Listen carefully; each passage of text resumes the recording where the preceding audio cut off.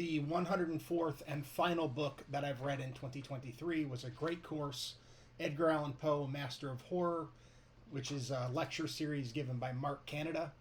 It focuses on Poe's biography and how it intertwines with his fiction and some of his poetry. Not very much. Canada doesn't go into the poetry all that much. The Raven, Annabelle Lee, but he mostly focuses on fiction. I would give this book an A. It took about 5 hours to get through. It's very short.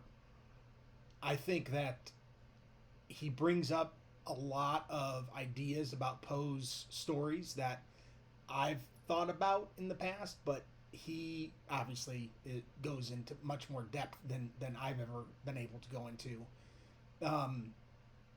One of the ideas is that this idea of the double, right? This idea that the brain is split into two halves, and therefore Poe often uses two characters to represent both sides of the brain.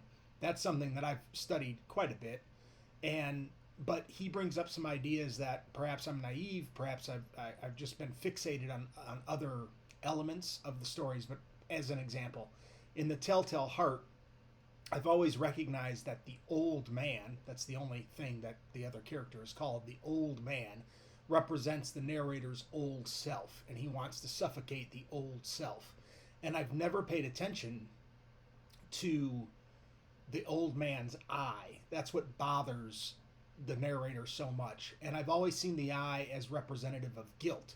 And Canada doesn't disagree that it's representative of guilt.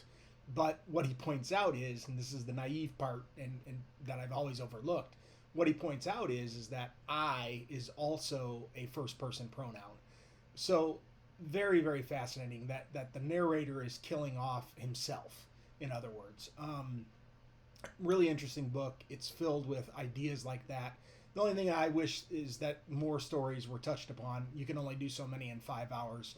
He focuses on The Pit and the Pendulum, The Telltale Heart, The Fall of the House of Usher quite a bit, and some other stories. The two that I wish, The Cask of Amontillado is another that he focuses on quite a bit. The two that I wish that he would have gotten to that he didn't mention would be Hop Frog and The Black Cat, especially The Black Cat. I'm surprised that didn't come up, but the stories that he does hit upon, he's obviously extremely knowledgeable of and brought a lot of insight to.